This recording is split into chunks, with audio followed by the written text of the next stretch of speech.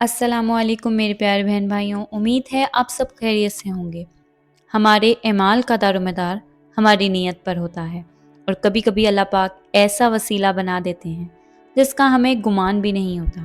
آئیں آپ کو ایک پیارا سا واقعہ سناتی ہوں جس سے آپ کا ایمان اور پختہ ہو جائے گا۔ مصر کے ایک شہر میں ایک دیندار شخص رہتا تھا جس نے ایک دن عمرے کا ارادہ بنایا۔ ایک رات اس کو بہت ہی واضح خواب آیا۔ خواب میں ایک پراسرار شخص اس کے پاس آیا۔ اس نے کہا، میری بات غور سے سنو، اپنے پڑوسی کو اپنے ساتھ عمرے پر لے جاؤ۔ یہ مت کہنا کہ یہ خواب تھا۔ وہ شخص بیدار ہوا، تھوڑا حیران ہوا اور الجھ گیا، اور اس نے اس خواب کو محض ایک بے ترتیبہ خواب سمجھا۔ اگلی رات پھر وہی خواب آیا۔ اس پراسرار شخص نے دوبارہ کہا، میں نے تم سے کہا تھا اور پھر سے کہہ رہا ہوں کہ اپنے پڑوسی کو عمرے پر لے جاؤ۔ یہ خواب اتنا واضح اور عجیب تھا کہ اس نے اپنی زندگی میں ایسا خواب کبھی نہیں دیکھا تھا۔ اس لیے اس نے اس خواب کی تعبیر بہت بڑے عالم سے کروائی۔ عالم نے اس سے کہا، اگر تمہیں یہ خواب تیسری بار آئے تو یہ واضح ہے کہ اپنے پڑوسی کو عمرے پر لے جانا، لیکن کیا تم اپنے پڑوسی کو اچھی طرح سے جانتے ہو؟ اس نے جواب دیا، ہاں میں جانتا ہوں، لیکن میں نے کبھی اس کو مسجد میں نہیں دیکھا، میں نے کبھی اس کو نماز پڑھتے وقت بھی نہیں دیکھا۔ تیسری رات بھی وہی خواب آیا، اور اس کے بعد اس شخص نے فیصلہ کیا کہ وہ اپنے پڑوسی کو عمرے پر اپنے ساتھ لے جائے گا۔ وہ اس کے گھر گیا، دروازہ کھٹکایا اور کہا، السلام علیکم میرے پیارے بھائی، کیا میں اندر آ سکتا ہوں؟ پڑوسی نے اسے اندر بلایا۔ وہ شخص کہنے لگا، میں چاہتا ہوں کہ تم میرے ساتھ عمرے پر چلو، تمہارا کیا خیال ہے؟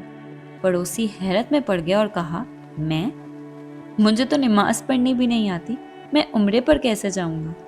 وہ شخص اسے یقین دلاتے ہوئے بولا، فکر مت کرو، میں تمہیں سکھا دوں گا۔ پڑوسی نے جواب دیا، مجھے وضو کرنا بھی نہیں آتا۔ تو اس شخص نے کہا، میں تمہیں وضو کرنا بھی سکھا دوں گا، میں خود تمہیں لے کے جاؤں گا، تمہارے اخراجات بھی اٹھاؤں گا۔ پڑوسی یہ سن کر حیرت میں پڑ گیا اور بہت متاثر ہوا۔ اگلے چند دنوں میں اس شخص نے اپنے پڑوسی کو وضو اور نماز سکھائی۔ پھر دونوں عمرہ کے سفر پر روانہ ہوئے۔ مکہ مکرمہ پہنچ کر اس شخص نے اپنے پڑوسی کا ہر قدم پر ساتھ دیا۔ پڑوسی کی زندگی پر اس سفر کا بہت گہرا اثر ہوا۔ ایک رات ہوٹل میں بیٹھے ہوئے پڑوسی نے کہا، میرے بھائی، میں نے اپنی زندگی کے کئی سال ضائع کر دیے، مجھے حرم جانے دو۔ تو وہ شخص مسکراتے ہوئے بولا، بالکل جاؤ، اپنا وقت لگاؤ۔ پہلے دن وہ حرم پاک میں گیا اور جلدی واپس آ گیا، لیکن دوسرے دن وہ طویل وقت تک وہاں رہا۔ اس دن وہ واپس بھی نہیں آیا۔ پریشان ہو کر اس شخص نے اسے ڈھونڈنا شروع کر دیا، اور اسے پتا چلا کہ اس کا پڑوسی حرم میں ہی فوت ہو گیا تھا۔ اللہ اکبر! لوگوں نے اس کے خاندان کو مصر میں اطلاع دی۔ وہ حیران ہو گئے۔ خاندان نے درخواست کی کہ اس کا جنازہ اور تدفین مکہ مکرمہ میں ہی ہو۔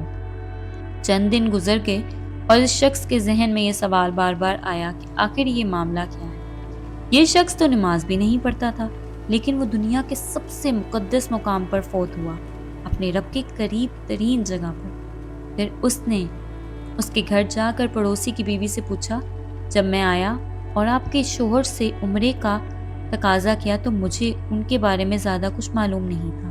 در حقیقت میں نے بس کچھ خواب دیکھے تھے اور ان کی تعبیر یہ تھی کہ میں انہیں عمرے پر لے جاؤں، لیکن مجھے آپ سے یہ جاننا ہے کہ آخر یہ راز کیا ہے؟ آپ کے شوہر کیسے انسان تھے؟ پڑوسی کی بیوی نے کہا، ایک بوڑھی عورت ہمارے محلے میں رہتی ہیں، میرے شوہر ان کے لیے کام کرتے اور اپنی تنخواہ کا کچھ حصہ انہیں ہمیشہ دیتے ہیں۔ یہ بوڑھی عورت ان کے لیے صرف ایک ہی دعا کرتی ہیں، اللہ تمہیں اچھی جگہ موت عطا فرمائے۔ بس وہ ہمیشہ یہی دعا کرتی رہتی تھی، اللہ ان کے حق میں اچھی موت کا فیصلہ کرے۔ اللہ نے ان کی یہ دعا قبول فرمائی، جیسا کہ نبی کریم صلی اللہ علیہ وآلہ وسلم نے فرمایا، ایک انسان اپنے اعمال سے جہنم کے لوگوں جیسے کام کرتا ہے اور وہ جہنم کی ایک ڈوری اپنے ہاتھ پہ بنا لیتا ہے، لیکن پھر اللہ کا فیصلہ ہو جاتا ہے اور وہ جنت والوں کے ساتھ مل جاتا ہے اور جنتیوں والے اعمال کرتا ہے۔ امید ہے آپ کو یہ سٹوری پسند آئی ہوگی۔ جزاک اللہ۔